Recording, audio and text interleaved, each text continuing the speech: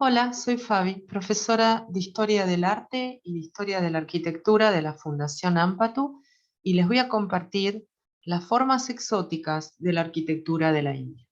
El único país sumido en el Oriente que griegos y romanos conocieron, aunque rodeado de un halo que hacía de él una tierra misteriosa, fue la India. Es ante todo un arte sacro cuya finalidad primordial no es conseguir resultados meramente estéticos, sino facilitar motivos de contemplación religiosa, ya por medio de símbolos, ya valiéndose sobre todo de formas sensibles o aún sensuales, que forman parte en muchos casos de composiciones de un animado estilo narrativo, en el que a veces se esconden la intervención religiosa bajo la capa de una apariencia, de dinamismo o aún de erotismo. Todo ello de acuerdo con una teoría de la belleza que es muy diferente de la que se ha forjado nuestra mentalidad occidental. Acompáñenme a hacer este exótico recorrido. La arquitectura de la India está enraizada en su historia, cultura y religión. La arquitectura india progresó con el tiempo y asimiló las muchas influencias que surgieron como resultado del discurrir global de la India con otras regiones del mundo a lo largo de sus más de 2 milenios de existencia. Los métodos arquitectónicos practicados en la India son el resultado del examen y la implementación de las establecidas tradiciones constructivas y de las interacciones culturales externas. Los monumentos más antiguos de la India son de una época reciente comparados con los de Caldea o el Antiguo Egipto y se atribuyen como mucho al siglo V de nuestra era. Son religiosos y corresponden a las religiones brahmánica y budistas allí dominantes. No se conocen palacios antiguos en la arquitectura india, pues los de fecha más antigua datan del siglo XV, habiéndose construido los anteriores con material de baja calidad, y los que se hallan de arte indio, que no son de arte musulmán, son muy escasos. Lo mismo ocurre con las tumbas o monumentos funerarios que no son religiosos. Aunque antiguo, esa tradición oriental también ha incorporado valores modernos a medida que la India se convertía en un Estado-nación moderno. Las reformas económicas de 1991 reforzaron aún más la arquitectura urbana de la India a medida que el país se integró más en la economía mundial. Todavía la arquitectura tradicional sigue siendo influyente en la arquitectura de la India durante esta era contemporánea. Comencemos viendo que el estilo tradicional hindú está basado en piedra labrada. Se caracteriza por dibujos y esta característica, unida a la ausencia casi total de espacios estructurales, lleva a considerar estas obras como piezas escultóricas antes que arquitectónicas. Genéricamente se habla de dos estilos fuertes que son el norte hinduario, que tiene como característica la sicara, y el sur dravídico, que tiene como característica una forma más piramidal. Ahora lo vamos a ver en detalle. Los tipos más comunes de la arquitectura india son el templo subterráneo, junto con el monolito, la estupa o tope, junto con la vihara, la pagoda al aire libre, la gopura, que es como una entrada monumental, la sicara, que justamente es lo que caracteriza a lo hinduario, a lo del norte, y las puertas, vará o torana, más las columnas conmemorativas. Comenzando con la civilización más antigua que se registra en este subcontinente que es la India, donde durante milenios fueron recibiendo invasiones y afluencias de todas partes. La primera que se registra es la civilización del valle del río Indo, aproximadamente 3300 a.C. a 1700 a.C. Cubrió una gran área alrededor de la cuenca del río Indo y más allá. En su fase de madurez, desde aproximadamente 2600 a.C. a 1900 a.C., produjo varias ciudades marcadas por una gran uniformidad dentro y entre los sitios como Harappa, Lothal y la célebre Mohenjo-Daro, sitio declarado Patrimonio de la Humanidad por la UNESCO. Los aspectos cívicos y urbanísticos y de ingeniería de estas ciudades son notables, pero el diseño de los edificios es de carácter utilitario sorprendente. Hay graneros, desagües, cursos de agua y cisternas, pero no se han identificado palacios ni templos, aunque las ciudades tienen una ciudadela central elevada y fortificada. Mohenjo-Daro tiene pozos que pueden ser los antecesores de los actuales Baorí. Hasta 700 pozos se han descubierto en una sola sección de la ciudad, lo que lleva a los académicos a creer que los pozos cilíndricos revestidos con ladrillos fueron inventados por la civilización del Valle del Indo. La decoración arquitectónica es extremadamente mínima, aunque hay nichos puntiagudos estrechos dentro de algunos edificios. La mayor parte del arte encontrado está en formas en miniatura como sellos y principalmente en terracota, pero hay muy pocas esculturas de figuras más grandes. En la mayoría de los sitios, el ladrillo de barro horneado, no cocido al sol como en Mesopotamia asiática, se usa de forma exclusiva como material de construcción, pero algunos, como la vira, están en piedra. La mayoría de las casas tienen 2 pisos con tamaños y plantas muy uniformes. Las grandes ciudades disminuyeron relativamente rápido por razones desconocidas, dejando atrás una cultura de aldea menos sofisticada. Ejemplos clásicos de la arquitectura antigua de la India son estos edificios de ladrillo quemado encontrados en las ciudades de Mohenjo-Daro y Harappa, actual Pakistán. El actual Mohenjo-Daro significa literalmente montículo de la muerte. Otra imagen para que vean este baluarte de la arqueología universal, patrimonio de la humanidad. Construcciones realmente que a lo largo de los milenios se han podido rescatar. Y tenemos ahí el mapa de Mohenjo-Daro con su calle principal, su puerta principal, su bazar, su lugar del mercado, su granero, la foresta, bien, tenían como, inclusive el tema medioambiental era muy importante, como siempre en la India la relación con el medio ambiente es importante, el gran baño, también tenemos la puerta hacia el río y la puerta norte, la ciudad baja y la ciudad alta. Y otra imagen muy evocativa de Mohenjo-Daro, que muestra inclusive los ladrillos en perfecto estado. Observen esta escalera de elevada pendiente. Y este montículo que nos va a hacer recordar ahora cuando veamos las estupas, arquitectura típicamente budista. Pasemos al periodo que va del 600 a.C. al 320 después de Cristo, el periodo Mahanapadas, la arquitectura urbana, remitiéndonos siempre en este caso a la ciudad de Kushinagar, que en el siglo V a.C. se puede observar en un friso del siglo I a.C. en la puerta meridional de la estupa de Sanchi. Las estupas, os las vamos a conocer, son edificios búdicos por excelencia. Desde la época de los Mahanapadas, 600 a 320 a.C., son características importantes de la arquitectura india, las ciudades amuralladas y fosos con grandes puertas y edificios de varias plantas, que consistentemente usaban ventanas arqueadas y puertas y que hicieron un uso intensivo de la arquitectura de madera. Los relieves de Sanchi, que datan del siglo I a.C. al siglo I después de Cristo, muestran ya representaciones de ciudades como Kushinagar o Rajagrija, que muestran como espléndidas ciudades amuralladas durante la época del Buda, del siglo VI a.C., como en el cortejo real que abandona Rajagrija o la guerra sobre las reliquias de Buda. Esas vistas de las antiguas ciudades indias se basaron en la comprensión de la arquitectura urbana india antigua. Arqueológicamente, ese periodo corresponde en parte con la cultura Northern Black Polish War. Geopolíticamente, el imperio aqueménida comenzó a ocupar la parte noreste del subcontinente indio desde el 518 a.C. Se remite a los persas. El imperio aqueménida era el de los persas.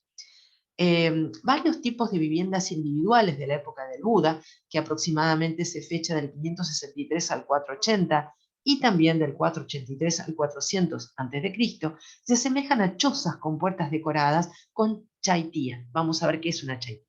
También se describen en los relieves de la famosa estupa de Sanchi. Particularmente, el Jetavana en Erasbasti muestra las 3 residencias favoritas de Buda: Ganhakuti, Kosambhakuti y el Karorikuti, con el trono de Buda en el frente de cada uno.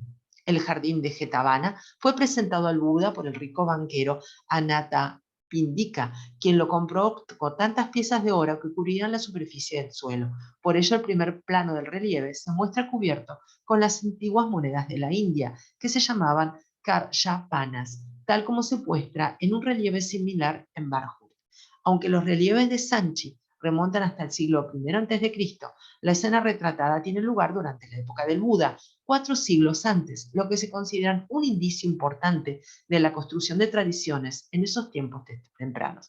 Lo que vemos a la derecha es la Jetavana de Ravasti, estupa número 1 de Sanchi, su puerta septentrional. Y aquí una reconstrucción hipotética de la puerta principal de Kushinagar, aproximadamente el 500 a.C., que es una interpretación a partir de un relieve de Sanchi. En Sanchi, por supuesto. Ahí se lo ve más en detalle, fíjense siempre estas formas tan exóticas que plantea la India en todas sus variantes. Y una puerta de acceso que más adelante va a dar origen a la puerta Tori en Japón, que curiosamente no pertenece a los templos búdicos, sino a los templos Shinto. En cambio, en las estupas, las puertas Torana pertenecen justamente a los templos búdicos. En esta ciudad de Kushinagar, en el siglo V a.C., se ve en este friso cómo se desarrollaba el urbanismo en aquella vieja ciudad. Esta es la puerta meridional de la estupa 1 de la ya mencionado estupa de Sanchi. Fíjense la atención al detalle y la narrativa, que es característica de todo el arte de la India. Durante la época del Buda, aproximadamente 563 a 480 a.C., y en otra etapa de 483 a 400 a.C., los monjes budistas también tenían la costumbre de usar cuevas naturales, como la cueva Sapta Parni, al sudoeste de Raigir Vihar. Muchos creen que fue el sitio en el que Buda pasó algún tiempo antes de su muerte, y donde se celebró el primer concilio budista después de la muerte de Buda, para Nirvana. El mismo Buda también usó la cueva de Indrasala para la meditación, comenzando una tradición de usar cuevas naturales o hechas por el hombre como retiros religiosos que durarían más de un milenio. Los monasterios, como el monasterio Jivakarama Vihara y su sala comunal oblonga, lo que queda de ella, sus restos, datan del siglo VI a.C. Los primeros monasterios, como el Jivakarama en Bihar, en Raigir, Bihar, se construyeron desde la época del Buda, en los siglos VI a V a.C. El monasterio inicial de Jivakarama estaba formado por 2 largos pasillos paralelos y alargados, dormitorios grandes donde los monjes podían comer y dormir de conformidad con las regulaciones originales del Shanghai, sin celdas privadas. Luego se construyeron otras salas, en su mayoría edificios alargados y oblongos, que recuerdan la construcción de varias de las cuevas de Barabara. Se dice que Buda fue tratado una vez en el monasterio, después de haber sido herido por Devadatta. Las estupas son algunas de las primeras supervivientes, como la de Piprajawa, son los edificios religiosos en forma de estupa budista, son en forma de cuenco, como una cúpula, que remiten al cuenco que Buda tomó como señal para cambiar su orientación hacia la búsqueda del nirvana. Era un cuenco de arroz que le había ofrecido una pastorcita y él en ese momento estaba haciendo una abstinencia total porque estaba junto con los ascetas y se dio cuenta que la vida y la búsqueda era a través de un término medio, no están muriéndose de hambre. Entonces come, ante la oferta de esta niña, come un poquito de arroz y ese cuenco simboliza un poco esa primera visión iluminada que tiene Buda del camino que tiene que seguir. Y con respecto al Dharma, ¿no? A las 4 verdades del Dharma. Les hago una recomendación. Les recomiendo que vean de manera sencilla, para poder entrar al tema budista, la película de la década del 90, Pequeño Buda, de Bertolucci. Es una joya. Relata casi de manera muy gráfica y para que lo entiendan hasta los niños, de manera, diríamos, muy fácil, cómo es el budismo, en historias paralelas que se van relatando. Así que se las recomiendo ampliamente. Se las recomiendo siempre a mis alumnos. Bueno, las reliquias de Buda se dividieron en 8 estupas, en Rajagripa, Vaishali, Kapilavastu, Alakapa, Ramagrama, Pava, Kushinagar y Betapida. La estupa de Pipraguá también parece haber sido una de las primeras en ser construida. Barandillas de protección consistentes en postes, barras transversales y una cofie se convirtieron en una característica de seguridad rodeando una estupa. El mismo Buda había dejado instrucciones sobre cómo rendir homenaje en las estupas, y quien ponga guirnaldas o coloque perfumes dulces y colores allí, con un corazón devoto, cosechará beneficios durante mucho tiempo. Esta práctica llevaría a la decoración de las estupas con tallas en piedra de guirnaldas de flores en el período clásico. Bueno, aquí vemos una moneda que nos muestra parte de esa arquitectura que estamos mencionando de época tan ancestral. Vamos al período clásico. Ya veremos estupas, estamos yendo cronológicamente y viendo qué es lo que vamos destacando de cada periodo. El periodo clásico, que va de 320 a.C. al 550 después de Cristo, la arquitectura es monumental en piedra. El capitel de Pataliputra, descubierto en el sitio de Buladi Bagh en Pataliputra, aproximadamente en el siglo IV a III a.C., es el que pertenece al famoso pilar de Asoka en Vaishali del 250 a.C. La siguiente ola de construcción se basa en los primeros ejemplos de arquitectura en verdadera piedra, aparece con el inicio del periodo clásico, que va de 320 a 550, y el surgimiento del imperio Maurya. La ciudad capital de Pataliputra fue una maravilla urbana descrita por el embajador griego Megástenes. Los restos de la arquitectura de piedra monumental, con una fuerte influencia aqueménida, persa y griega, se pueden ver en los numerosos artefactos recuperados de dicha ciudad, como el capitel de Pataliputra. Esta fertilización cruzada entre diferentes corrientes artísticas que convergieron en el subcontinente indio produjo nuevas formas que, al tiempo que conservaban la esencia del pasado, lograron integrar elementos seleccionados de las nuevas influencias. El emperador indio Asoka, que vivió del 273 al 232 a.C., estableció los pilares de Asoka en todo su reino, generalmente junto a las estupas budistas. Según la tradición budista, Asoka había recuperado las reliquias de Buda de estupas anteriores, excepto la de la estupa de Ramagrama, y erigió 84.000 nuevas estupas para distribuir las reliquias por toda la India.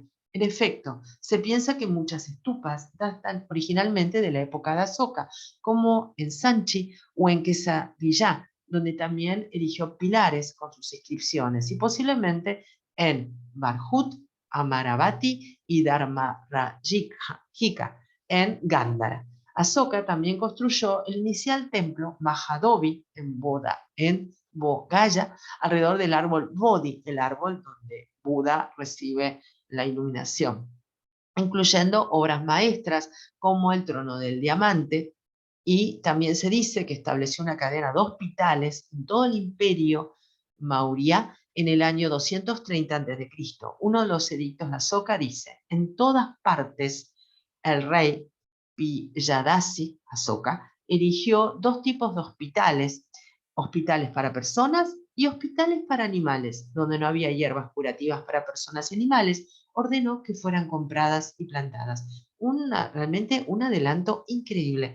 El arte y la cultura indios han absorbido impactos extraños en diversos grados, y por esa exposición son mucho más ricos. La verdad, tenemos mucho que aprender de estas culturas antiguas. Durante el imperio Maurya, aproximadamente 321 a 185 a.C., se construyeron muchas ciudades fortificadas con estupas, viharas y templos. Las creaciones arquitectónicas del periodo Maurya, como la ciudad de Pataliputra o los pilares de Asoka, sobresalen entre sus logros y a menudo se comparan favorablemente con el resto del mundo en ese momento. Al comentar la escultura mauria, el arqueólogo John Marshall señaló: la extraordinaria precisión y exactitud que caracteriza todas las obras que nunca ha sido, nos atrevemos a decir, superada incluso por la mano de la obra más refinada de los edificios atenienses.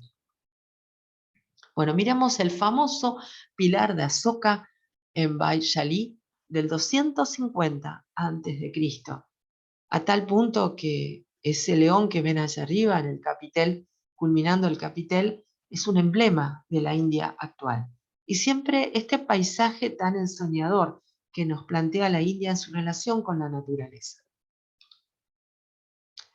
Miremos de cerca las ruinas de la Sala de Pilares en el sitio Kumrahar en Pataliputra. Aquí vemos un pilar maurya de piedra pulida de dicha ciudad. Es un pilar monolítico. Y ahí vemos, para comparar, la columna de Asoka y dicho pilar. Y aquí vemos el enclave original donde se encontró en su momento arqueológico de descubrimiento, el pilar de Asoka. El monasterio Jivakarama Vihara, y ahí tenemos la sala comunal oblonga mencionada en la descripción anterior. Son sus restos y pertenecen al siglo VI a.C. Las estupas en Piprawa son algunas de las primeras estupas supervivientes. Hoy bastante desgastado su construcción, pero todavía firmes en pie el formato original. El capitel de Pataliputra, descubierto en el sitio de Bulandibaj, en dicha ciudad, data del siglo IV a III a.C. Y podemos ver que hay una gran influencia helenística a través de observar diferentes guardas decorativas características del mundo griego. Meandros, flores de hojas de acanto, también tenemos estas rosetas. Y vamos ahora a las cuevas talladas en la roca, siempre siguiendo una línea cronológica. La famosa puerta tallada de Lomas de Sí es una de las cuevas de Barabar, data del año 250 a.C., que muestra los primeros relieves maurias conocidos. Las paredes casi perfectas de dichas cuevas se excavaron en la roca dura y se pulieron hasta lograr, esto es increíble, van a ver, un efecto espejo. Justamente se datan del 250 antes de Cristo. Estas son las fechas de las inscripciones de Asoka. Casi al mismo tiempo se comenzó a desarrollar la arquitectura tallada en la roca, comenzando con las cuevas de Barabar en Bihar, ya altamente sofisticadas y patrocinadas por el Estado, y dedicadas personalmente por Asoka, hacia el año 250. Estas cuevas artificiales muestran un nivel asombroso de habilidad técnica, siendo la roca de granito extremadamente dura, cortada con formas geométricas y pulida, para obtener un acabado tipo espejo, probablemente debido a la caída del siglo II a.C. del imperio Maurya y las subsiguientes persecuciones del budismo bajo Pushi Amitra Sunga. Se cree que muchos budistas se mudaron al Deccan bajo la protección de la dinastía Andhra, cambiando así el esfuerzo de construcción de cuevas hacia la India occidental, un enorme esfuerzo para crear cuevas religiosas, generalmente budistas o jainistas. Los jainistas son una derivación del budismo que llegan a la compasión tan extrema y pedecer por inanición por no ingerir ningún alimento y no dañar ningún ser viviente. Esto se los comento a título informativo. Todo esto continuó hasta el siglo II a.C., que culminó con las cuevas de Karla o las cuevas de Pandaleni. Estas cuevas generalmente siguieron una planta absidal con una estupa en la parte superior para las chaityas y una planta rectangular con celdas circundantes para las viharas. Numerosos donantes proporcionaron los fondos para la construcción de estas cuevas y dejaron inscripciones donativas, incluidos algunos laicos, miembros del clero, funcionarios gubernamentales, incluso extranjeros como yavanas, indogriegos, que representan aproximadamente el 8% de todas las inscripciones. Las construcciones de cuevas desaparecían después del siglo II después de Cristo, posiblemente debido al surgimiento del budismo Nahayana y a la intensa producción arquitectónica y artística asociada en Gándhara y Amaravati. La construcción de cuevas excavadas en la roca se reviviría brevemente en el siglo V después de Cristo, con los magníficos logros de Adjanta y de Ellora, antes de ceder finalmente cuando el hinduismo reemplazó al budismo en el subcontinente y los templos exentos se hicieron más frecuentes. El hinduismo es la religión originaria del subcontinente indio, es politeísta. ¿Le suena Shiva? Bueno, pertenece al hinduismo. El budismo es del siglo V antes de Cristo. El hinduismo ya se registra de 1500 a.C. La arquitectura tallada en roca también se desarrolló con la aparición de Orissa en la India, que datan de 200 a 400 después de Cristo. Posteriormente se llevó a cabo la construcción de pozos, son pozos de agua, en Dank del 550 a 625 y estanques escalonados de Binmal del 850 a 950. Son especialistas en arquitectura hidráulica también. Como todos los pueblos antiguos, son realmente envidiables y demuestran una gran tecnología.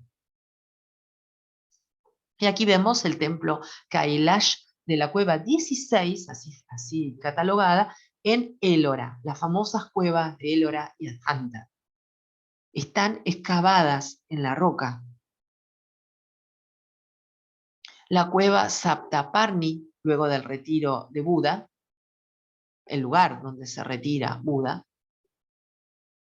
y la famosa puerta tallada de los Mahrishi en una de las cuevas de Barabar, que data del 250 a.C. y que muestra los primeros relieves mauríes conocidos, con elefantes, con con una especie de treillage o rombeado, y unos arcos, ven, que apuntan. El arco apuntado es el origen de la arquitectura gótica en Europa, entra en el año 1000 con los cruzados, y dentro de la arquitectura gótica la denominamos arco gótico, pero en realidad el arco apuntado proviene de Oriente, no así la arquitectura gótica, hago esa aclaración.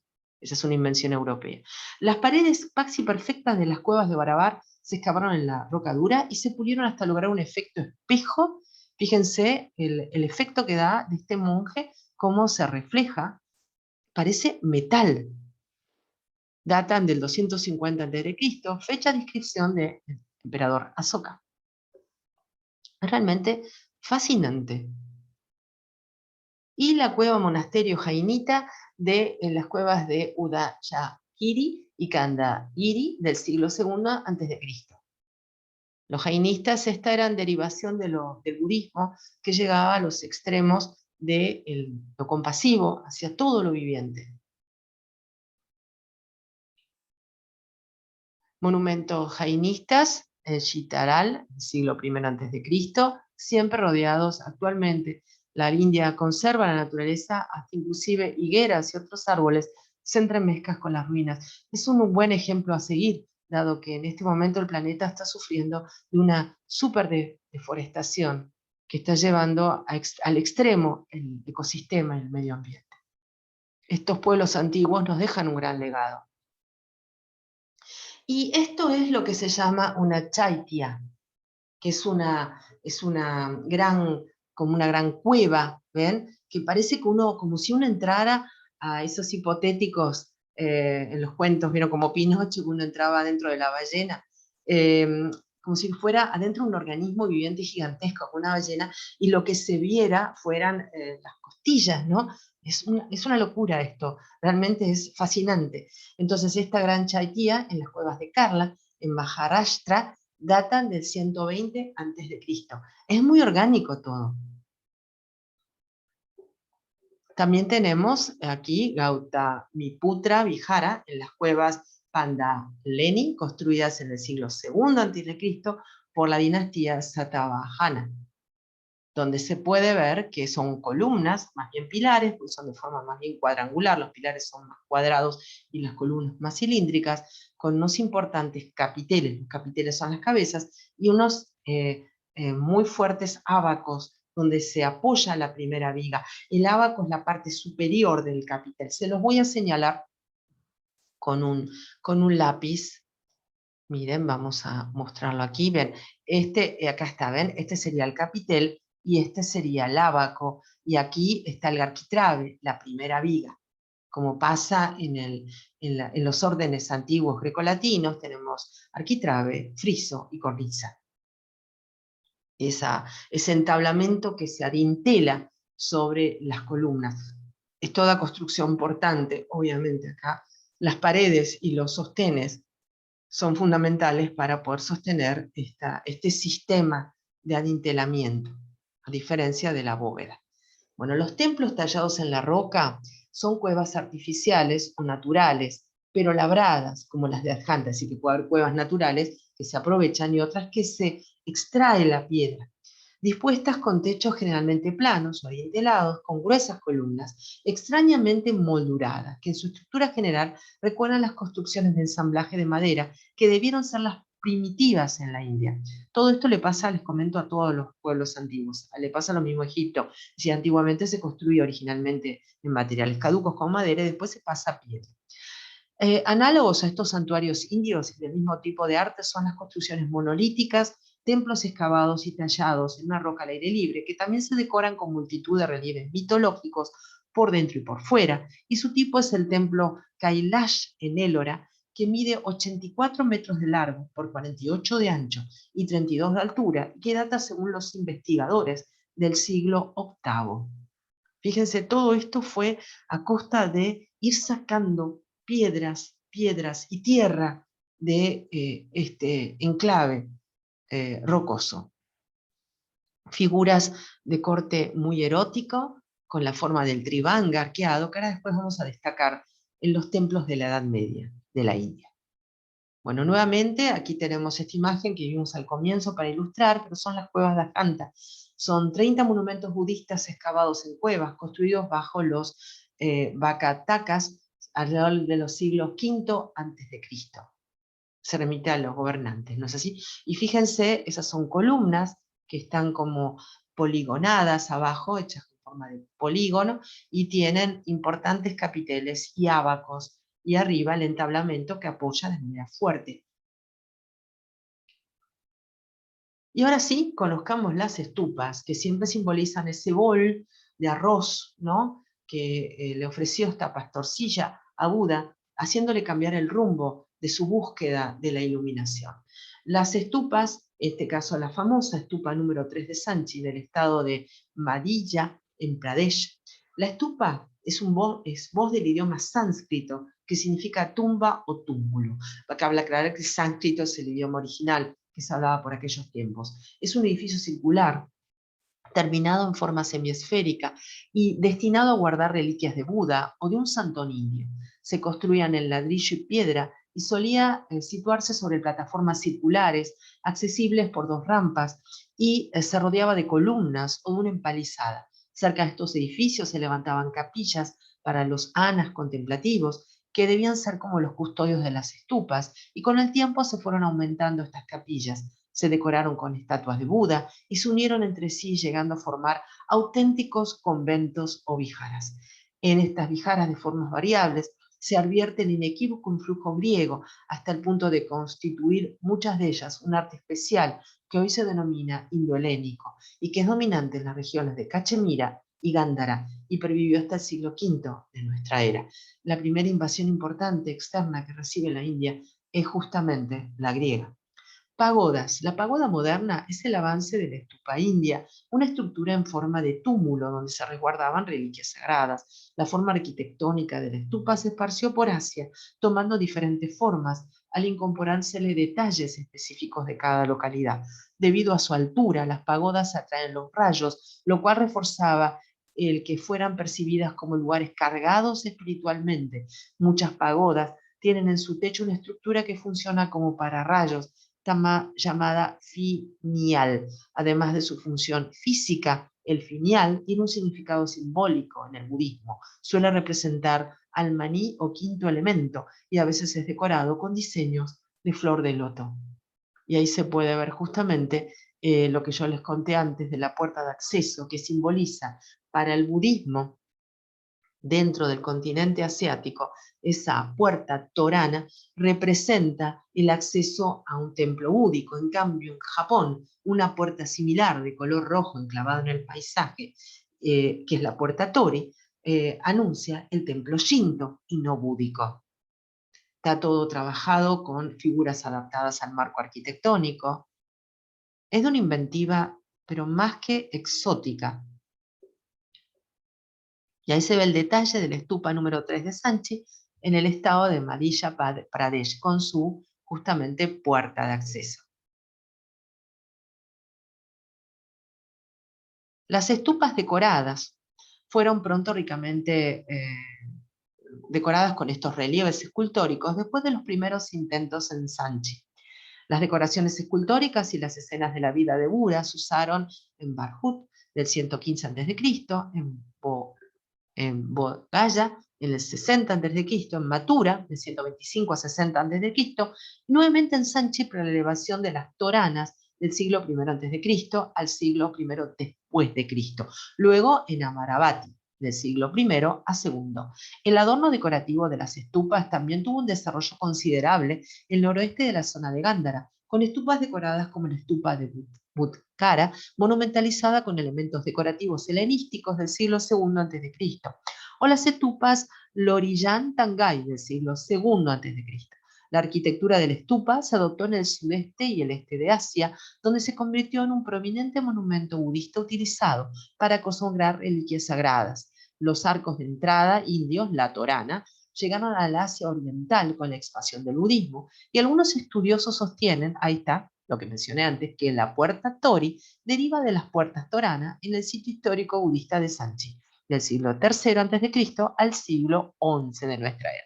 Recuerden, la puerta Torana es para los templos búdicos en el continente asiático y la puerta Tori es para los templos Shinto, que son paganos o politeístas, en la cultura japonesa. La gran estupa de Sanchi tiene toranas decoradas construidas del siglo I a.C. hasta el siglo I después de Cristo. Y simboliza toda esa empalizada que ven, los rodillos de los rezos que la gente, y esto por eso les recomendaba esta película de Bertolucci, Pequeño Buda, porque ahí se puede ver en el Tíbet cómo la gente rodea la estupa y va haciendo girar estos cilindros y va rezando los mantras. Es interesante lo que se relata del pararrayos, ¿no es así? Bueno, acá está la estupa en un relieve, la estupa de Amaravati del siglo I o II. Entonces ya identificamos que la estupa tiene la puerta torana y una forma de cúpula o de cuenco. En cambio, aquí tenemos una gopura del templo de Kumba Koman en el estado de Tamil Nadu, y esta gopura, la que ven en primer plano, y después está atrás el templo piramidal, son las entradas monumentales diferentes a las toranas que presentan los templos dravídicos del sur. Los templos hinduarios, ahora vamos a ver que tienen la cara, que parece como cactus. En cambio, en los templos piramidales, los dravídicos, tienen siempre una gopura, esta entrada cubierta por figuras bastante prominentes y salientes y en relieve y exentas casi, muy eróticas también, a tamaño natural y por supuesto a colores. La gopura del templo de Kumba Koman, en el estado de Tamil Nadu, es una entrada monumental al recinto de la pagoda o del templo subterráneo, las cuales constan de una puerta coronada, una compleja torre escalonada a modo de la pagoda. Hay también puertas monumentales cuadradas y columnas sueltas sobre todas ellas llenas de esculturas mitológicas que tienen por objeto la conmemoración de algún hecho importante. Desde el siglo X empezó a fusionarse el arte indio con el arte árabe, o musulmán, mejor dicho, constituyendo un nuevo género. Pero no por ello dejaron de construirse pagodas de tipo exclusivamente indio, el cual más o menos alteraciones ha permanecido hasta nuestros días. Ustedes dirán, pagoda, me suena a China, Japón. Bueno, la pagoda proviene justamente de estos templos de la India. La conquista arábica de la India no culminó hasta el siglo XVI, por lo cual fue tolerante con el culto local. Juzgando al arte indio en arquitectura, debe afirmarse que no es difícil descubrir en él visibles reminiscencias del arte egipcio, asirio y persa, ni le faltan injerencias del arte griego, sobre todo en los monumentos budistas. Sus edificios carecen de esbeltez, son pesados y están recargados de exceso de esculturas, sin ofrecer verdadera unidad o sencillez arquitectónico, y se hallan colmados por un enorme simbolismo. Y sí, pero son hermosos realmente y fantásticos y exóticos. También tenemos templos circulares, Algunos de los templos exentos, dice libres, que significa que están separados del resto del conjunto, más antiguos pudieron haber sido del tipo circular, como el templo Bairat en Bairat, Rajastán, formado por una estupa central rodeado por una columnata circular y un muro circundante. Fue construido durante la época del famoso emperador Asoka, de la columna, y cerca de él se encontraron dos de los edictos menores en roca de Asoka. Asoka también construyó el templo Mahabodhi en Bodhgaya en el año aproximadamente 250 a.C. y también una edificación circular para proteger el árbol Bodhi bajo el cual Buda había encontrado la iluminación. Las representaciones de esta edificación temprana del templo se encuentran en un relieve del 100 a.C., esculpido en la barandilla del estupa en Barhut, así como en Sanchi. De este periodo permanece el trono de diamantes, una losa casi intacta de arenisca decorada con relieves que Asoka había establecido al pie del árbol Bodhi. Estos templos de tipo circular también se encontraron en cuevas excavadas en la roca posteriores, como en las cuevas de Tuilá o Untupalí, restos del templo circular de Bairat, aproximadamente 200 a.C., con una estupa central. Ahí vemos la imagen. Y ahí lo vemos mejor. Estos son los restos del templo circular de Bairat, 250 a.C., que tenía una estupa central. Hoy, por supuesto, desaparecida. Vamos a ver un poquito los templos absidiales, de ábside, que es un ábside, es lo que remata una nave, ¿no? En las iglesias cristianas sería lo que simboliza la cabeza de Cristo en la orientación de la planta cruciforme latina que tienen los templos cristianos, ¿no? Tenemos el crucero, el transepto, las naves y el ábside, que está detrás del altar. Bueno, vamos a ver aquí estos templos. Otro templo exento temprano en la India son los templos construidos sobre plantas elípticas, circulares, cuadriláteros o absidiales. Se construyeron inicialmente empleando ladrillos y madera. Algunos templos de madera con cerzo y arbusto pueden haberlos precedido, pero ninguno permanece hasta el día de hoy. Esta forma absidial parece ser del templo número 40 de Sanchi, que también data del siglo III a.C. Era un templo absidial de madera construido sobre una plataforma rectangular alta de piedra de 26,52 por 14 por 3,35 metros de diámetro, de medidas, con dos tramos de escalera dispuestos de los lados este y oeste.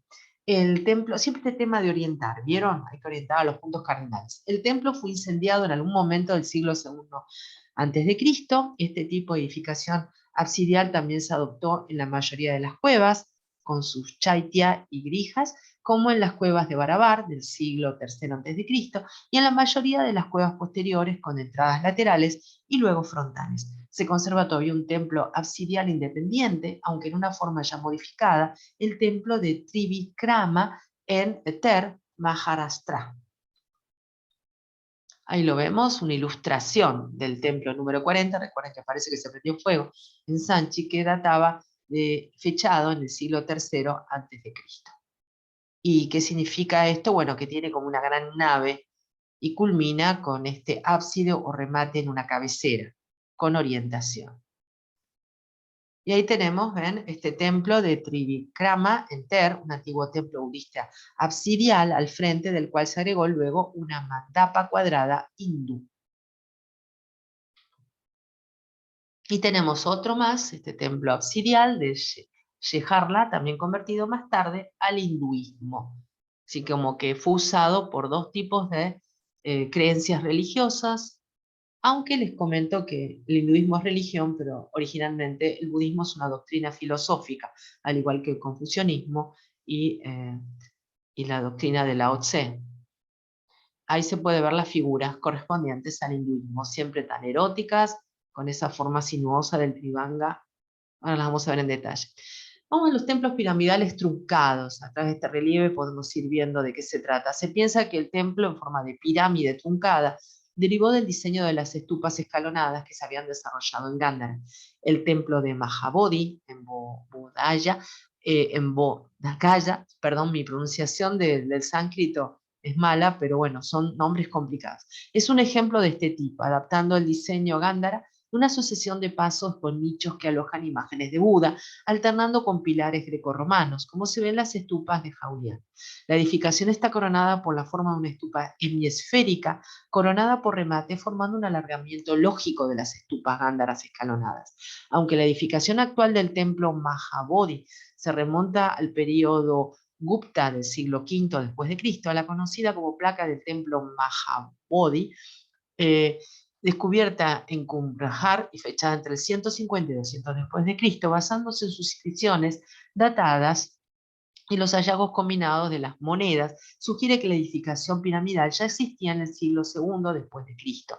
Esto fue confirmado por las excavaciones arqueológicas en Bodh-Gaya. Este diseño de pirámide truncada también marcó la evolución desde la estupa anicónica, dedicada al culto de las reliquias, hasta el templo icónico, en el que ya numerosas imágenes de Buda, icónico significa imagen, y de bodhisattvas. ¿Qué son los bodhisattvas? Son los aspirantes a Buda. Este diseño fue muy influyente en el desarrollo de los templos hindúes posteriores. Ahora lo vamos a ver, van a ver cómo se asocia. Y el templo de Mahabodhi, una pirámide escalonada con estupa redondeada en la parte superior. Es decir, que el templo búdico tiene la estupa, ese cuenco rodeado de esta base prismática. En cambio, estas pirámides escalonadas culminan con la estupa arriba de todo. Templos prostilares cuadrados. Bueno, prostilar significa próstilo, entrada. Cuando uno habla de los templos griegos, habla de próstilo o anfipróstilo. Una entrada, próstilo, anfi, dos entradas. Entonces son prostilares y cuadrados. Un templo budista tetrastilo, estilos columna, 4 columnas, próstilo, una entrada del periodo Gupta, de apariencia clásica en Sanchi, el número 17, está fechado en el siglo V a.C. Más tarde, en el Imperio Gupta, también se construyeron templos budistas exentos, siguiendo el ejemplo de los templos de las grandes cuevas de la arquitectura rupestre de la India, como el templo número 17 en Sanchi, que data de principios del periodo Gupta, siglo V después de Cristo. Consiste en una celda o santuario cuadrado con techo plano, con un pórtico y 4 pilares. Desde una perspectiva arquitectónica, se trata de un templo próstilo tetrastilo de apariencia clásica. Le vuelvo a repetir, próstilo, una entrada, tetrastilo, 4 columnas, estilos columna, tetra, 4. El interior y los 3 lados del exterior son lisos y no tienen ninguna decoración, pero el frente y los pilares están elegantemente tallados, a diferencia de los templos en cueva del siglo II, excavados en la roca, de las cuevas de Nasik. Las universidades de Nalanda y Valavi, que albergaron a miles de docentes y estudiantes, florecieron en los siglos IV y VIII. Eran grandes civilizaciones. En la antigüedad siempre se planteó estos países actuales como la India, Egipto, que si bien son, en el caso de la India es un país de punta en cuanto a arquitectura y economía, también vieron estos quiebres entre pobreza, riqueza, y en algún momento fueron sumamente ricos, sumamente cultos, formadores de civilización. Un templo budista tetrastilo, recuerden, tetra, 4 columnas, próstilo, una entrada, del periodo Gupta de apariencia clásica en Sanchi. Este es el templo 17 del siglo V a.C. Estos templos próstilos que mencionamos son de influencia, obviamente, griega. Vamos a la temprana Edad Media, del 550 al 1200. Y quiero aclarar que esta no es la Edad Media europea. Cuando uno habla de Edad Media en la India es una Edad Media con otro fechaje. Lo mismo que pasa con Japón o pasa con otras culturas. Cuando uno remite a la Edad Media seca, se remite a la europea, a esos 11 siglos que van de la caída de Roma a la caída de Bizancio. Bueno, vamos a esta Edad Media, la temprana Edad Media, del 550 a 1200, y la arquitectura de los templos en la India del Sur ya se muestra como una tradición distinta durante el siglo VII. Estamos en esta era, ¿no? La arquitectura del templo Maru Gurjara se originó en algún momento del siglo VI y alrededor de las áreas de Rajasthan. La arquitectura Maru Gurjara muestra la profunda comprensión de las edificaciones y las habilidades refinadas de los artesanos rajasthani de la era pasada y tiene 2 estilos prominentes, Mahu Maru y Mahu Gurjara. Según Daki, el estilo Maha Maru se desarrolló principalmente en Marudesa, Zapadalashka y Surasena, y en partes de Uparamala, mientras que el Maru Gurjara se había originado en Medapata. Estudiosos como George Mitchell y Morty creen que la arquitectura del templo Maruj-Urjara es enteramente occidental y que difiere bastante de la arquitectura del templo del norte de la India. Hay una conexión entre la arquitectura Maruj-Urjara y la arquitectura del templo Hoysala, vamos a ver. En ambos estilos la arquitectura se trata de manera escultórica. Los estilos regionales incluyen la arquitectura de Karnataka, la arquitectura Kalinga, la arquitectura dravídica, la arquitectura de la Chalukyas occidentales y la arquitectura de Badami. El templo de la India meridional consiste esencialmente en un santuario de cámaras cuadradas coronado por una superestructura, una torre, una espira y un pórtico o sala de pilares adjuntos, encerrado por un peristilo, es decir, rodeado de columnas de celdas dentro de un patio rectangular. Es muy importante la influencia que sufre del mundo griego. Los muros externos del templo están segmentados por las pilastras, es decir, pilares adosados al muro, y tienen nichos que albergan esculturas. La superestructura o torre sobre el santuario es del tipo cutina y consiste en una disposición de pisos que se retiran gradualmente en forma piramidal. Cada planta está delineada por un parapeto de santuarios en miniatura, cuadrados en las esquinas y rectangulares con techos de bóvedas de cañón en el centro. La bóveda de cañón sería la bóveda de tipo hemisférica, ¿no? La que es como si fuera un cilindro a la mitad dado vuelta. Los templos del norte de la India mostraban ya en el siglo X una mayor elevación de los muros y disponían de torres elevadas. En la India central se construyeron templos ricamente decorados, incluidos los del complejo de Khajuraho, que a ver que tiene cosas muy más que interesantes. Los comerciantes indios llevaron la arquitectura india al sudeste asiático a través de las varias rutas comerciales. Fueron características de la arquitectura del templo de la India la grandeza de construcción, las hermosas esculturas, las delicadas tallas, las altas cúpulas, las gopuras y los amplios patios. Son destacados ejemplos el templo de Lingaraj, el de Bhubaneswar, el templo de Surya, y el templo Konark, y el templo Brihadeswar, y el Tanjavur. Bueno, y aquí está el templo Kailasa en Ellora, el mayor templo tallado en roca de la India. Con este formato. Y ahí tenemos otro templo tallado en la roca, en Mahabalipuram, del 700 al 728. Las ruinas de Nalanda Mahavihara, Nalanda, y son formas tan extrañas que a su vez tienen influencias de otras culturas. Pero lo más alucinante de la Edad Media de la India, y esto fue declarado Patrimonio Histórico de la Humanidad, son los templos de la zona del Khajuraho, ¿no? Los templos del Khajuraho. Templo Kandarilla Mahadeva, en el complejo del Khajuraho, de estilo sikara. Ahí tienen una sikara. Una sikara, para hacer la señal, es como un cactus en formato. Ahí está, esta es la... A diferencia de la forma más piramidal. ¿Ven? Esto sería, sí, dirán ustedes, parece piramidal. ¿Ven? Pero ¿ven el formato que tiene? Bueno, casi orgánico. Esa es una sícara, declarado Patrimonio de la Humanidad. Y lo más interesante en todas estas plataformas y formas que ven son las esculturas que vamos a ver. Es realmente una arquitectura que parece surgida del medio ambiente. Casi les diría, ¿cómo se construye algo así, no? Tiene una serie de dinteles y plataformas que van superponiendo estas montañas creadas. Son realmente de una fantasía alucinante. Ahí tenemos otro, el templo del Dulhadeo o Dulhadev en Khajuraho. ¿Recuerdan este nombre? Khajuraho.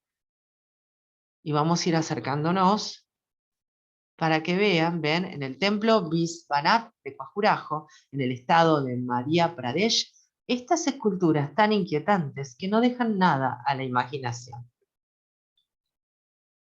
Son esculturas que se integran, lo que llamamos los Kama Sutras de piedra, totalmente eróticas o pornográficas siquiera, donde el sexo es explícito, y ahí están las ninfas celestiales dando placer. Se ven aquí, bastan las palabras, observen. Y aparte, esa riqueza opulenta que tiene que ver con la espiritualidad. Esto pertenece a la época de los reyes Candela, que eran reyes que consideraron que el sexo estaba asociado con la espiritualidad. Entonces, cuando vean estas hermosas mujeres esculpidas en la roca con tanta exuberancia y tanta joyería, tiene que ver con la exaltación de la espiritualidad. El dios Vishnu junto a una compañera, a su lado una mujer maquillándose. Y las esculturas que decoran los templos del Khajuraho se pueden clasificar en 5 tipos diferentes. Por un lado están los dibujos geométricos y florales utilizados en los techos, molduras y en la decoración de las columnas. Otro tipo de esculturas son las que representan la vida de la corte, como los bailes o la música, así como actividades cotidianas. Un tercer grupo está compuesto por las figuras de animales, que suelen estar colocados en las molduras exteriores o inferiores de los templos, como para romper la monotonía de las figuras humanas. Las imágenes de dioses y diosas forman el cuarto grupo y suelen estar situados al fondo del templo o en los nichos situados bajo las salientes. Finalmente se encuentran las figuras femeninas y las que representan a parejas amatorias. No se sabe a ciencia cuál fue el motivo porque los templos se decoraban con diversos motivos eróticos. Algunos estudiosos creen que la decoración tiene un motivo educativo, enseñar el Kama Sutra a los más jóvenes. Para otros, los templos son un homenaje al matrimonio entre Shiva y Parvati. También existe la teoría de que las esculturas que representan a amantes servían de protección, ya que ahuyentaban a los malos espíritus y a los rayos. Siempre tan opulentas y tan exentas, aunque estén adosadas al muro. Bueno, Delhi Ka Mandir, tenemos también un templo hindú del siglo VIII al IX, construido por el emperador Pratihara Mihira Boja, también con grandes cornisamientos y relieves, en este caso decorativos. Y otro, el templo de Galanata en el complejo Patalakal, es un ejemplo de arquitectura chalukya de Badán. Son esculturas de fantasía, ya son como culturalmente fantasiosos. El santuario central del templo del Sol de Martán, dedicado a la deidad Surya. Está más decirles que todos estos templos se dedican a la cultura hinduista, a la religión hinduista. El templo de Hananath en Puri, uno de Chardam, los 4 centros espirituales principales del hinduismo, siempre con la sikara, que parece ese cactus de piedra, lleno de esculturas. En cambio, miren la torre, Gopuram, de granito, del templo de Brihadiswarar en Tanjabur, que fue completado en el año 1010 por el Raja Chola I, tiene que ver con una forma piramidal, diferente a la forma de la sikara, que es una forma más elíptica, si quieren. Pero este también tiene grandes cornisamientos y fajas con esculturas a tamaño grande o natural. Rani Kebab es un baorí, estos lugares donde se podía obtener el almacenamiento de agua, construida por la dinastía Chalukya, como unas grandes cisternas, ubicado en Patán. Miren otra vez la cantidad de relieves y la cantidad de escultura, casi exenta, casi saliendo del soporte arquitectónico. Y un muro del complejo del templo Jain en Deogar, donde aquí sí se dedica la temática a Buda. Hay un conjunto general de lo que sigue, que es la Edad Media tardía, del 1100 al 1526, donde vamos a dividir en 2 partes, la arquitectura Hoysala y la arquitectura Vijayanagara. Eso es todo lo que vamos a ir viendo. Y empecemos por este templo de Surya, en Konark, Orissa, construido por el emperador Narasimhadeva I, que vivió reinó del año 1238 a 1264, de la dinastía Ganga Oriental, está ahora declarado Patrimonio de la Humanidad por la UNESCO.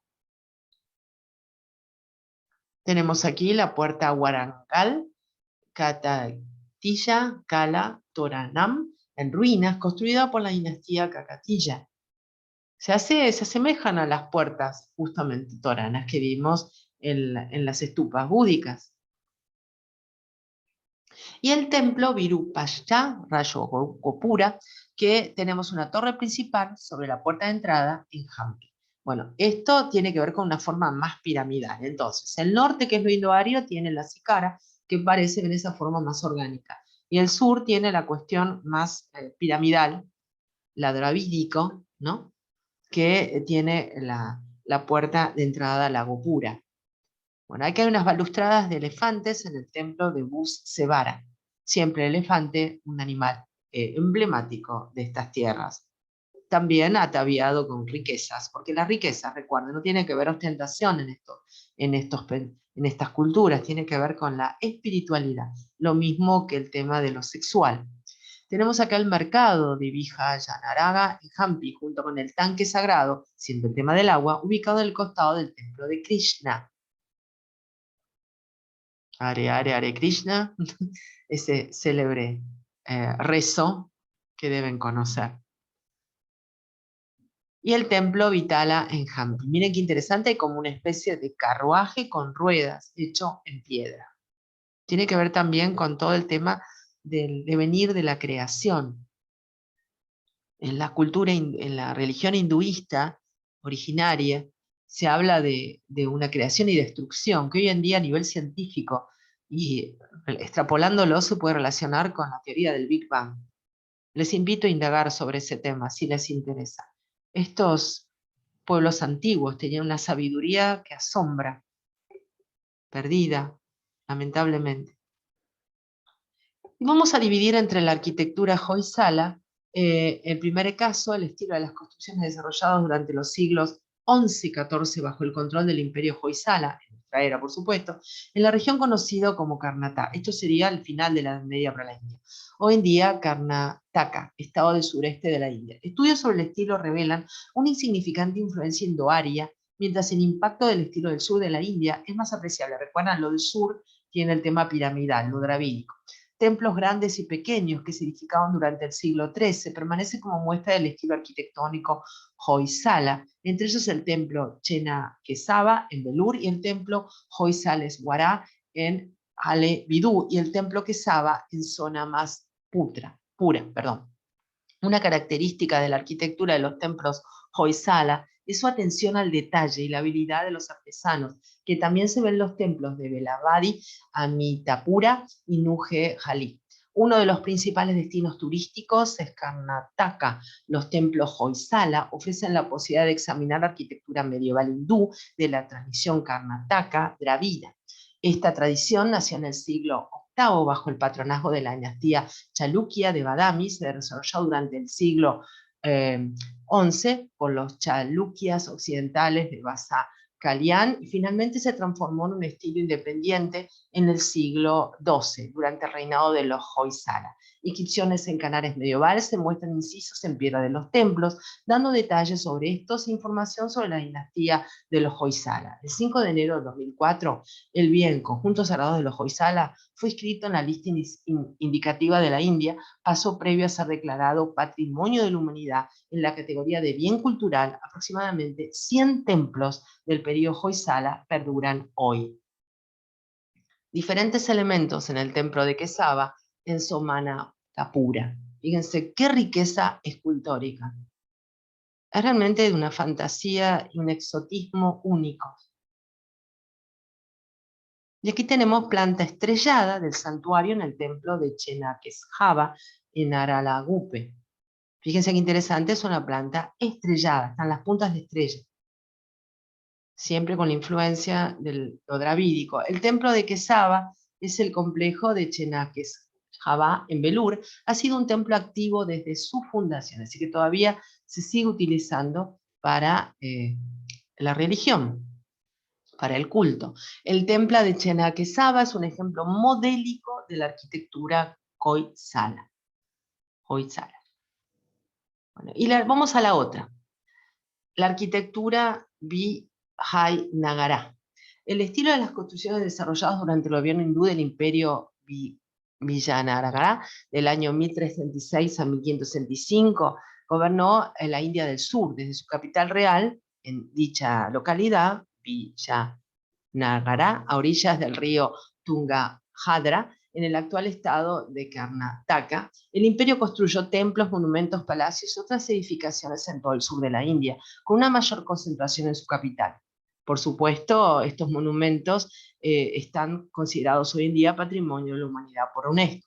La arquitectura de la época Vijayanagara, del año 1336 a 1565, fue un notable estilo de construcción desarrollado por dicho imperio, que gobernaba la mayor parte del sur de la India, desde su capital a orillas del río Tungabhadra, en la actual Karnataka, como mencionamos antes. La arquitectura de los templos construidos durante el periodo tiene elementos de autoridad política. Eso dio lugar a la creación de un estilo imperial distintivo de arquitectura que destacó no solo en los templos, sino también en edificaciones administrativas a través del Deccan. El estilo es una combinación de los estilos Chalukya, Hoysala, Pandya y Cholas, que evolucionaron a principios de los siglos, en que estos imperios dominaron y se caracterizan por un retorno al arte simplista y sereno del pasado. Hay cientos de monumentos en el área central de dicha capital, de ellos 56 están protegidos por la UNESCO, 654 monumentos lo están por el gobierno de Karnataka y otros 300 esperan protección. Aquí vimos una vista aérea del templo de Meenakshi desde lo alto de la Gopuram meridional, en la puerta, la Gopura, mirando hacia el norte. El templo fue reconstruido por el imperio Vijayanagara y es un ejemplo de arquitectura dravídica. ¿Ven que menciono lo dravídico como que se asocia al Gopuram y a la escalonada, a la pirámide, contra el indoario que tiene la sicara y esas formas tan orgánicas que parecen surgidas de la fantasía de la naturaleza. Entonces, lo dravídico del sur, lo indoario del norte.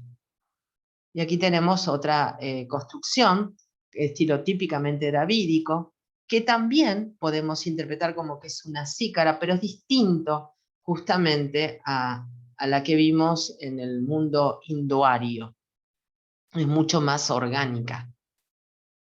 Este es el templo de Rajunata en Hampi. Lo mismo pasa con las pagodas. Las pagodas surgen en la India y terminan siendo construcciones civiles y religiosas, civiles en China y religiosas en Japón y también civiles en ambos culturas. Es decir, se va como transmutando. De la misma manera que lo hace la religión, surge un budismo en un lado y termina un budismo en el otro, como pasa en Japón, que terminamos con un budismo zen. La arquitectura indoislámica temprana. Ahora vamos a la invasión más, diríamos, la más poderosa que tiene la India. La India sufrió muchas invasiones, la última fue la británica, como será en el tema con Gandhi, que fue casi un siglo de invasión británica, que también dejó legado arquitectónico, y vamos a ver esto que es lo más emblemático de la India por ahí en cuanto a lo exótico y lo más conocido, aunque los templos que acabamos de ver son realmente dignos de una fantasía increíble. La arquitectura indo-islámica temprana. Tras las conquistas musulmanas y su establecimiento en la región, vieron la luz los primeros ejemplos de arquitectura indo-islámica. Se conservan pocos ejemplos de aquella época, destacando el complejo Qutb, que fue declarado Patrimonio de la Humanidad por la UNESCO en el año 93, y el complejo consiste en el Qutb Minar, iniciado en el año 1193 por Qutb ud-Din Aibak, el primer gobernante musulmán en el área de Delhi y fundador del sultanato de Delhi, pero que solo puede completar su base. Su sucesor, Iltutmish, añadió 3 pisos más. La obra fue completada en el año 1368 por Firuz Shah Tughluq, siendo de este momento, con sus 72,5 metros de altura, el minarete de ladrillo más alto del mundo. ¿A qué se remite minarete? Son las puntas orientadas a los puntos cardinales que tienen las mezquitas.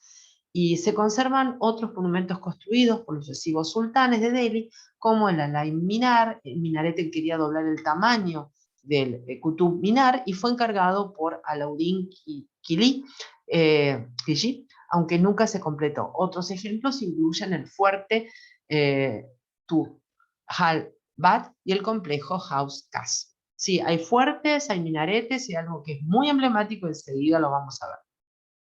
Este es el complejo de Qutb,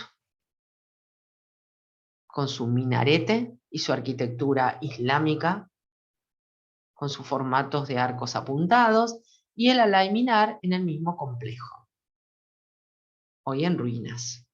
Ahora vamos al periodo moderno temprano. Abandonemos este periodo medieval del 1500 a 1858, es todo este rango de tiempo que entra al siglo XIX. La arquitectura vamos a ver por parte, está la arquitectura Rajput, la arquitectura budista, ya vimos budista, pero vamos a la que sigue. Última arquitectura indo-islámica, la arquitectura mogol, los estilos regionales, la arquitectura maratá y la arquitectura Sikh. Ahí ven un paneo general de lo que vamos a ir viendo y ya reconocen algo de postal, el Taj Mahal. Y otra imagen más, resumiendo rápidamente estos estilos mencionados. Empecemos por la arquitectura Rajput. La arquitectura Rajput representa diferentes estilos de edificios que en general se pueden clasificar como seculares o religiosos. Los edificios que se conservan de varias escalas son templos, fuertes, baoríes, jardines y palacios. Los fuertes fueron construidos especialmente para fines militares y de defensa debido a las invasiones islámicas. Durante el siglo XVII, la arquitectura mogol y la pintura mogol influyeron en los estilos de arte y arquitectura de los indígenas Rajput.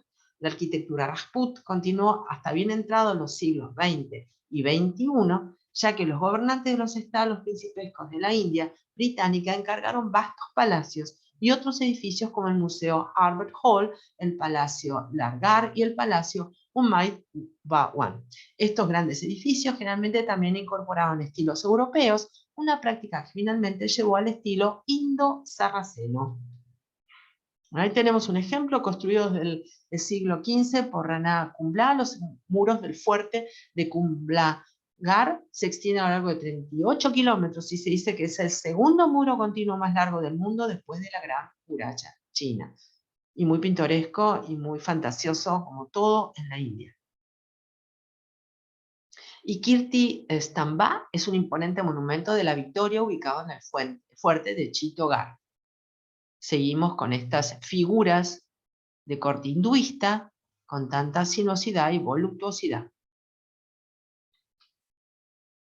Y tenemos también el fuerte Amber, es conocido por sus elementos artísticos de estilo hindú.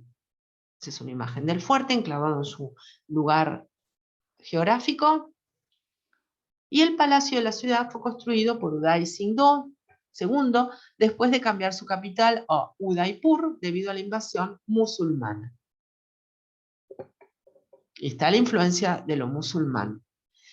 Y Chandra Mahal es el palacio de Jaipur construido por los Rajput Kashwaha. Fíjense la cuestión colorimétrica también. Los arcos polilobulados, esas galerías o loggias, como decimos en italiano. Y el fuerte de Mehanjar en Jodhpur fue construido por Rao Joda en 1459. Todas construcciones fortificadas con remates almenados, torres de vigía, caminos de ronda.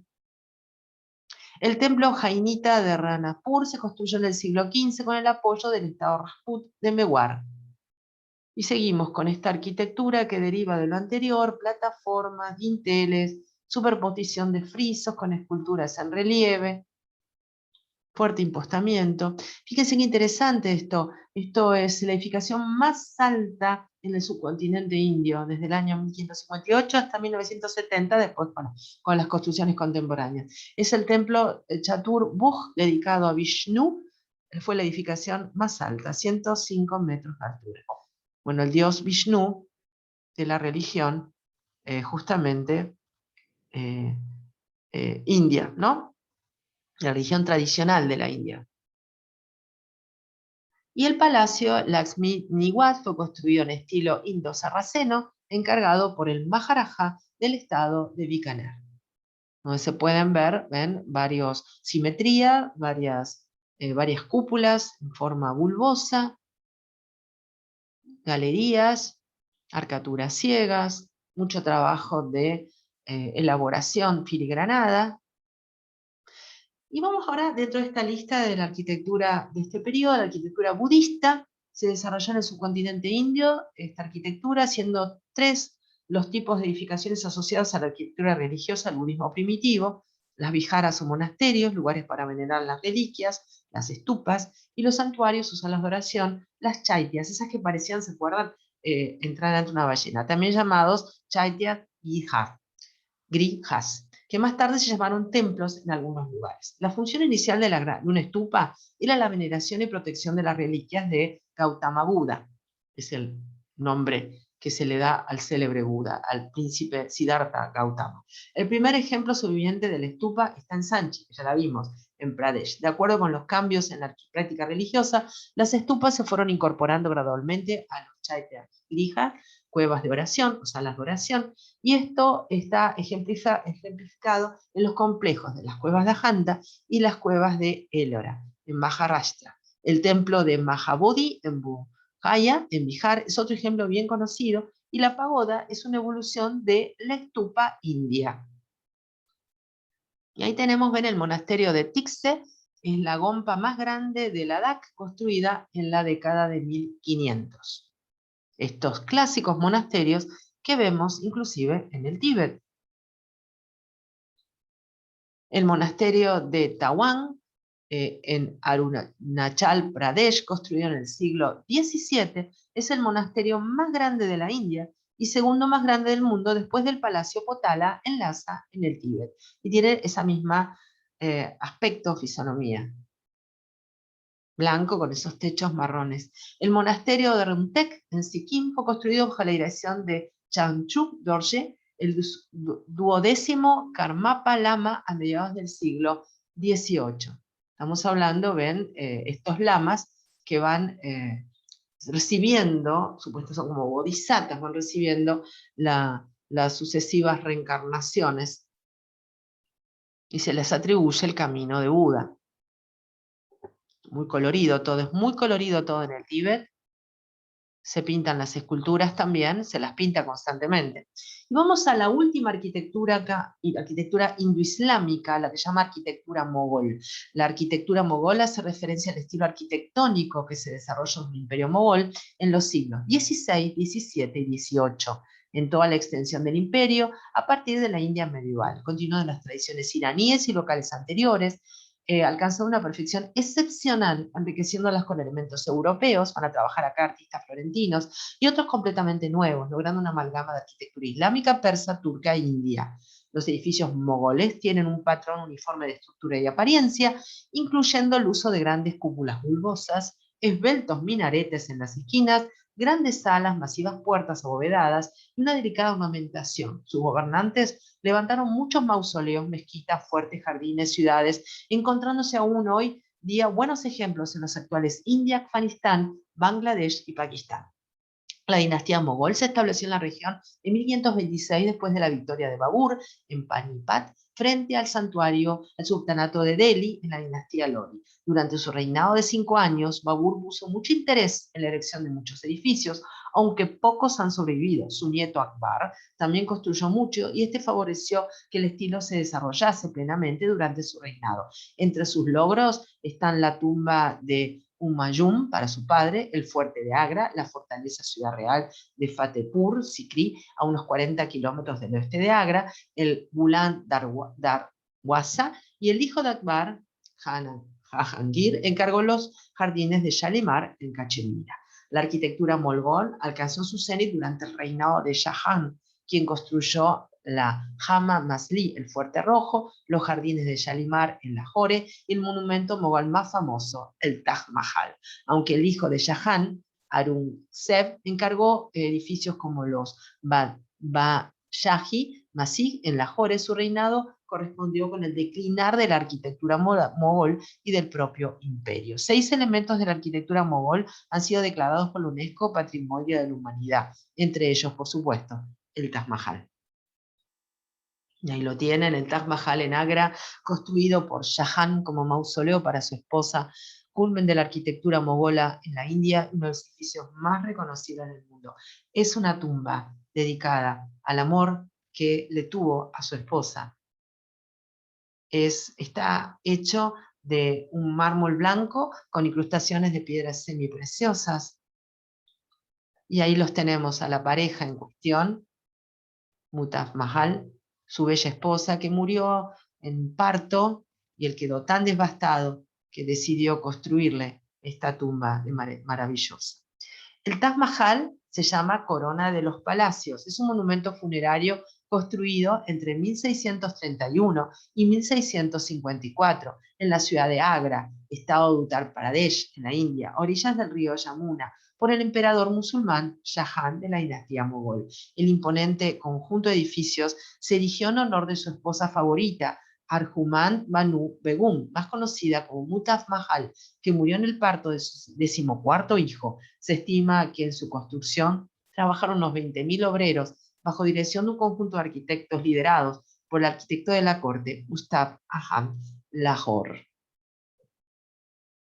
Increíble, ¿no? Y acá también se dice que trabajaron artistas florentinos. Bueno, y retomando, el Taj Mahal, esta corona del palacio,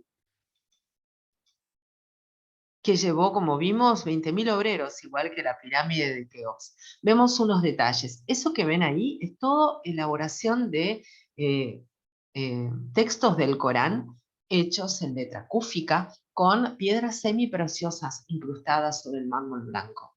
Es de una exquisitez increíble, mágica, con los arcos apuntados, el alfiz, que es lo que marca el arco, elementos clásicos de la arquitectura musulmán, y un detalle para que vean la policromía y la exquisitez de matices que da el mármol.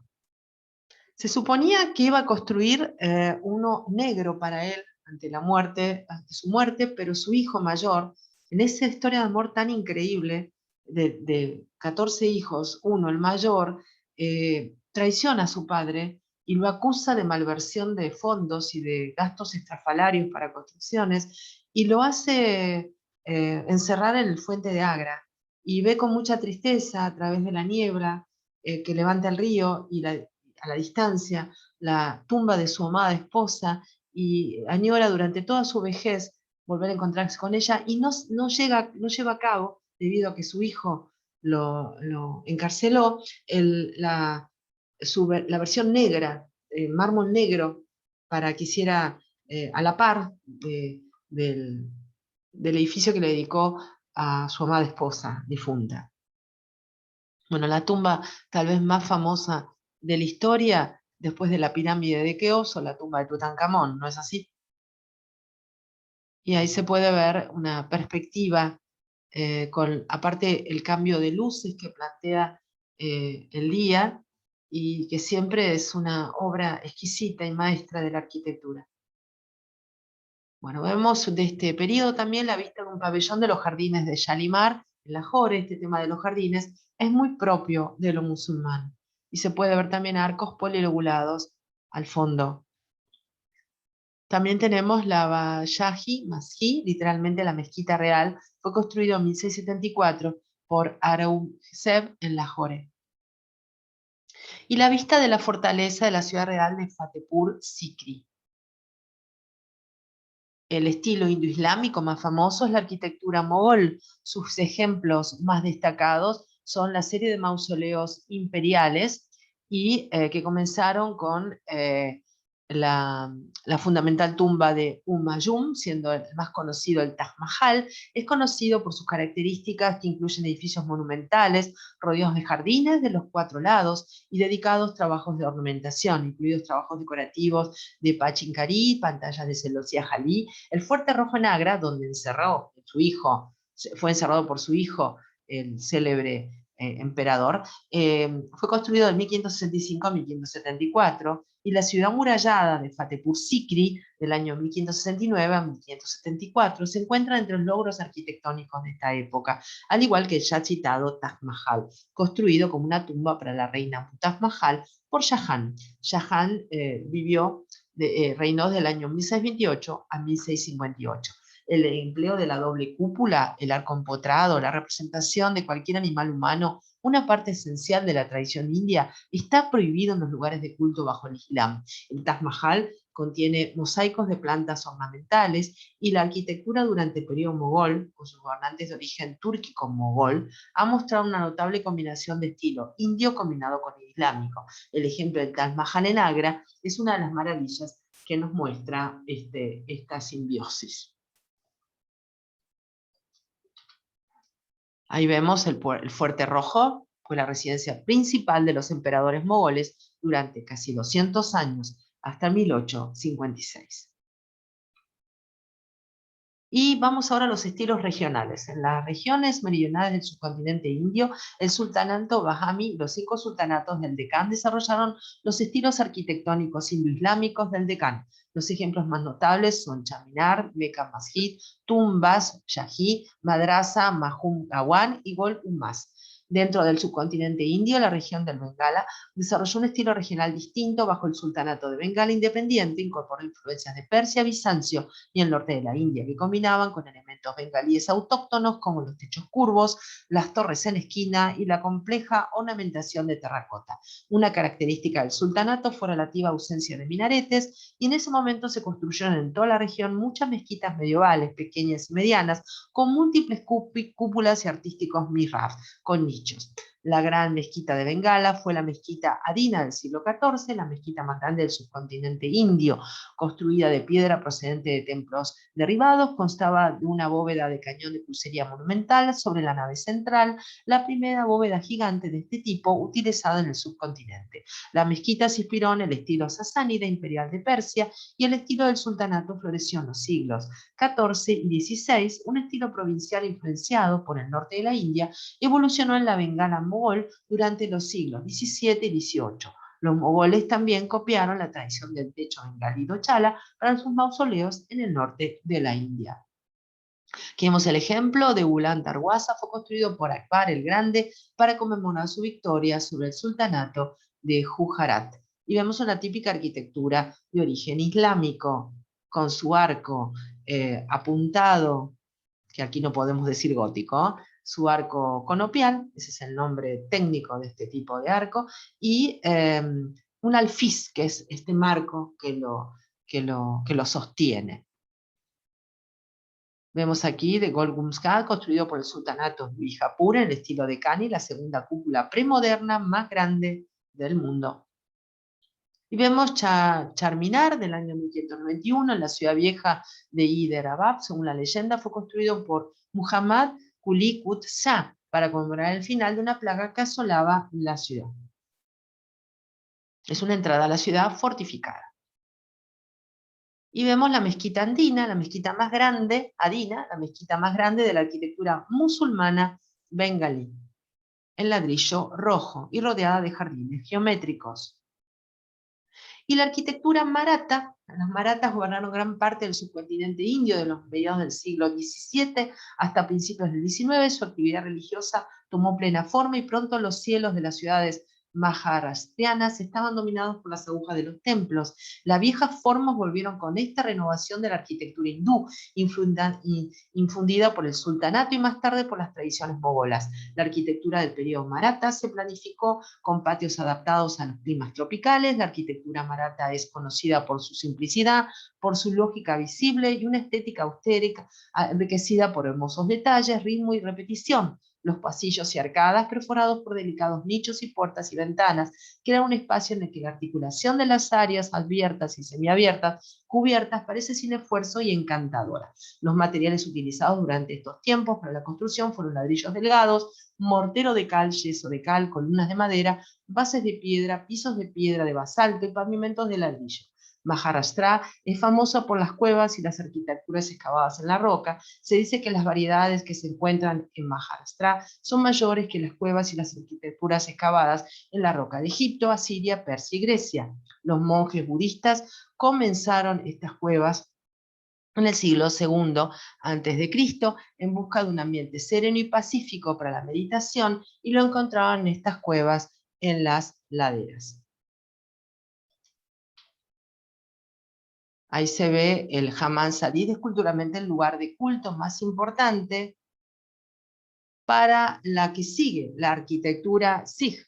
La arquitectura Sikh es un estilo de arquitectura que se caracteriza por los valores de progresividad, exquisita complejidad, belleza austera y líneas fluyentes lógicas. Debido a su estilo progresivo, está evolucionando constantemente en muchas sucursales de nuevo desarrollo con nuevos estilos contemporáneos. Aunque la arquitectura Sikh se desarrollaba inicialmente dentro del sijismo, su estilo se ha utilizado en muchos edificios no religiosos debido a su belleza. Hace 300 años la arquitectura Sikh se distinguía por sus mayores curvas y líneas rectas, y Shri Harman Sahib y Arman Sahib, Templo Dorado, son los mejores ejemplos. La arquitectura Sikh está fuertemente influenciada por los estilos de arquitectura mogol y Rajput. Es el uso de cúpulas de cebolla, frescos, arcos de múltiples hojas, pilastras emparejadas, trabajos en reposo, son de origen mogol, y mientras que los chatris y los ventanas de oriel y los frisos ornamentados son una influencia de los Rajput. Aquí lo vemos más en grande. Es culturalmente el lugar más importante para los Sikh. Es realmente una fantasía maravillosa. Vemos otro ejemplo de esta arquitectura Sikh. Acá el Taj es uno de los 5 Taj, sedes del poder. Dorado, blanco, filigrana. Y vamos a por último a la arquitectura colonial europea desde el punto de vista histórico. La era colonial británica va del 1615 a 1947, y al igual que ocurrió con los mogoles bajo el dominio colonial europeo, la arquitectura se convirtió en un emblema de poder, diseñada para responder el poder ocupante. Numerosos países europeos invadieron la India y crearon estilos arquitectónicos que reflejan sus hogares ancestrales y adoptados. Los colonizadores europeos crearon una arquitectura que simboliza su misión de conquista, dedicado al Estado o la religión. Británicos, franceses, neerlandeses, portugueses fueron las principales potencias que colonizaron la India. Los británicos llegaron en el año 1615, derrocaron gradualmente los imperios Maratha y Sikh y a los otros pequeños reinos independientes. Los británicos estuvieron presentes en la India durante más de 300 años, y su legado aún permanece a través de algunos edificios e infraestructuras que subsisten en sus antiguas colonias. Tenemos Madrás, Calcuta, Bombay, Delhi, Agra, Bankipore, Karachi, Nakum, Bhopal, Hyderabad, que vieron el surgimiento de la arquitectura del Renacimiento indo-sarraceno.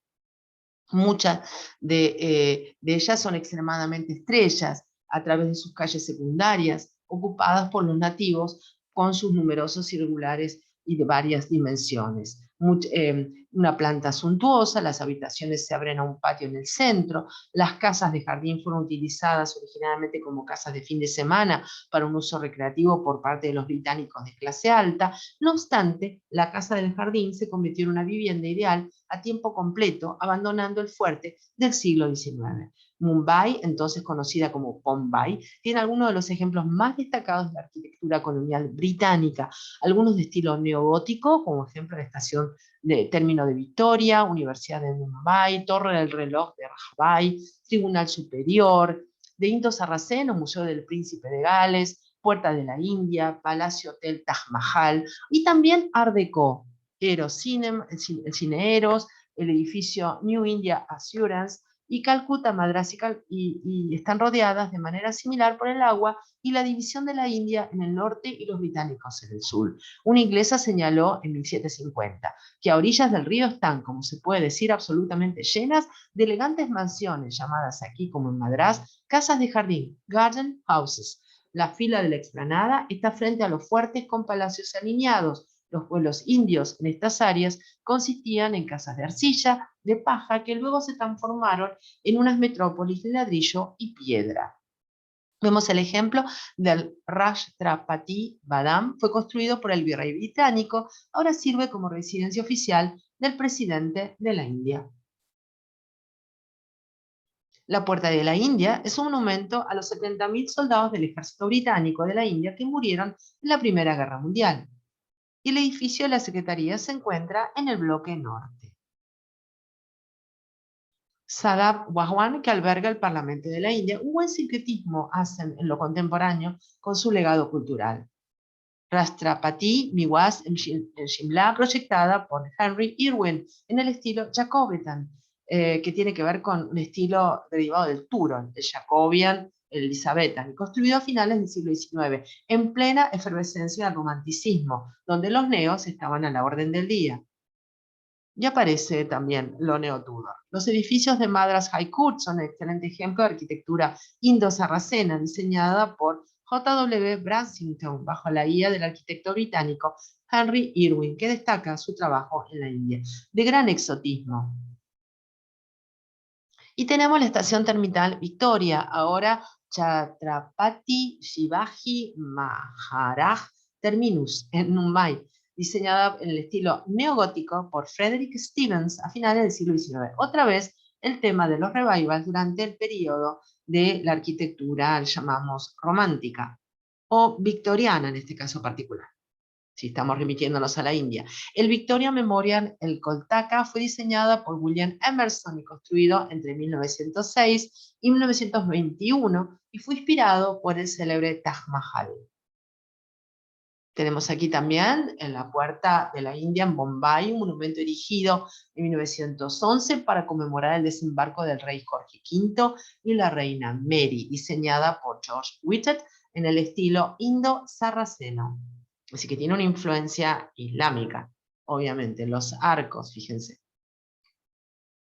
Y lo macizo que siempre plantea, a diferencia de lo que vemos original de la India, que es tan elaborado y tan fantasioso. El Palacio Falakuma Hyderabad, construido en el año 1884 a 1893, es de estilo paladiano, una residencia del Nizam de Hyderabad. ¿Qué es esto de paladiano? Palladio, el famoso Andrea Palladio del Cinquecento italiano, que va a tener mucha influencia en Inglaterra, va a construir con estas columnas de doble altura, llamadas columnas palladianas, con capiteles jónicos. Va a tomar el orden jónico y le va a dar la impronta palladiana, de gran tamaño las columnas. Es el arquitecto que diseñó las grandes villas de la época del Renacimiento, del Cinquecento, Villa Capra, por ejemplo, en la zona del norte de Italia, en la Toscana. Y para ir finalizando, el siglo XX y el siglo XXI. Y aquí tenemos algunos edificios, en este caso el Indian Institute of Management, diseñado por el célebre Louis Kahn, completado en 1961, en el momento de la independencia de la India, en el año 47. India tiene solamente unos 300 arquitectos formados por una población que era de 330 millones, y solo en institución de formación, el Instituto Indio de Arquitectos, Indian Institute of Architects, así que la primera generación de arquitectos indios fue educada en el extranjero. Algunos de los primeros arquitectos fueron tradicionalistas, como Ganesh Deolakar, cuyo diseño para el Tribunal Supremo imitó los edificios de Lutyens Baker hasta el último detalle. Otro llamado Manikam, quien diseñó la Vidhana Sudha en Bangalore, que recuerda la arquitectura indo-sarracena.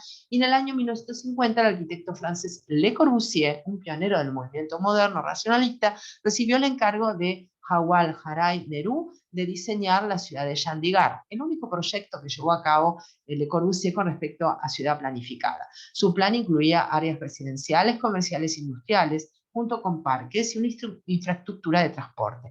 En el centro estaba el Capitol, un complejo de 3 edificios gubernamentales: el Palacio de la Asamblea, 1955, el Tribunal Superior y la Secretaría. También diseñó el Shamkar Kendra en Ahmedabad. Le Corbusier inspiró a la siguiente generación de arquitectos de la India para trabajar con estilos modernos en lugar de revivalistas. 130 ejemplos destacados de la arquitectura moderna de la India incluyen ejemplos de Louis Kahn del año 61. También tenemos el templo del Loto de Delhi de Fariborz Shahad del año 86. Todo esto es posmoderno. Y tenemos también tenemos ejemplos de Charles Correa. En el siglo XXI, entre los proyectos en curso de la India, se incluyen la ciudad de Amaravati, Museo de Arte Moderno de Calcuta, Sardar Patel Stadium, el World One y el ITT Hyderabad. Vemos, ahí tenemos al templo Bahá'í. En los últimos tiempos ha habido un movimiento de población desde las áreas rurales a los centros urbanos industriales, que lo ha llevado a un aumento de los precios de las propiedades en varias ciudades de la India. Las viviendas urbanas de la India equilibran las restricciones de espacio y están destinados a servir a la clase trabajadora. La creciente conciencia de la ecología ha influenciado en la arquitectura de la India durante los tiempos modernos. La arquitectura sensible al clima ha sido durante mucho tiempo una característica de la arquitectura de este país, pero últimamente ha ido perdiendo su importancia. La arquitectura india refleja sus diversas sensibilidades socioculturales que varían de una región a otra.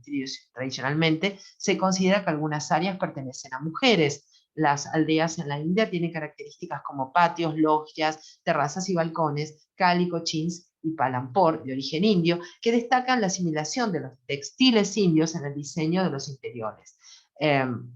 Son tragaluces, ventiletes, son una característica común en los hogares hindúes, especialmente en el norte de la India, esta filigrana que se asemeja en las aberturas a estos textiles. Bueno, este es el templo Bahá'í, que tiene forma de flor de loto, muy característico de la posmodernidad. Esto de hacer metáfora de algo. En el Salón de las Naciones de Delhi, diseñado por Raj Rewal, completado en el año 1972, fue considerado uno de los mejores ejemplos de arquitectura brutalista en la India.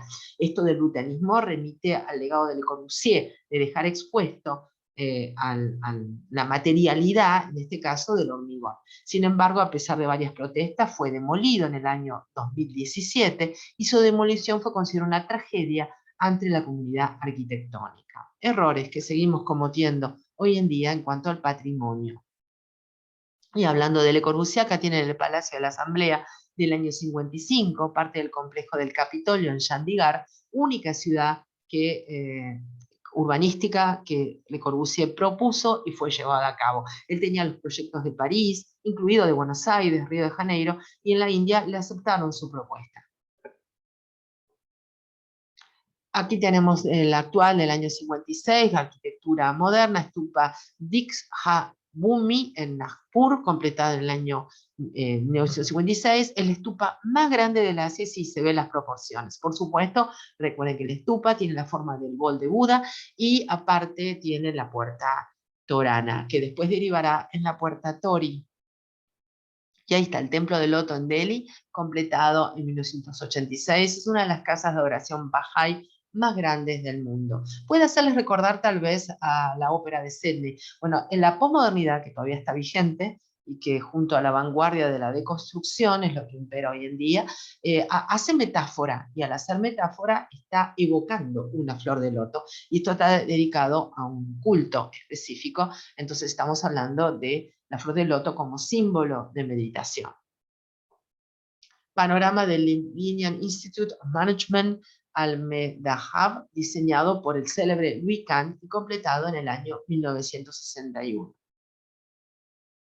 Y el complejo y templo de Akshardham en Delhi, completado en el 2005, y uno de los templos hindúes más grandes del mundo. Es decir, el hinduismo se sigue practicando y podemos ver que en este caso se construye contemporáneamente algo que remite a la tradición que hemos visto a lo largo de los siglos, esa hermosa tradición tan exótica.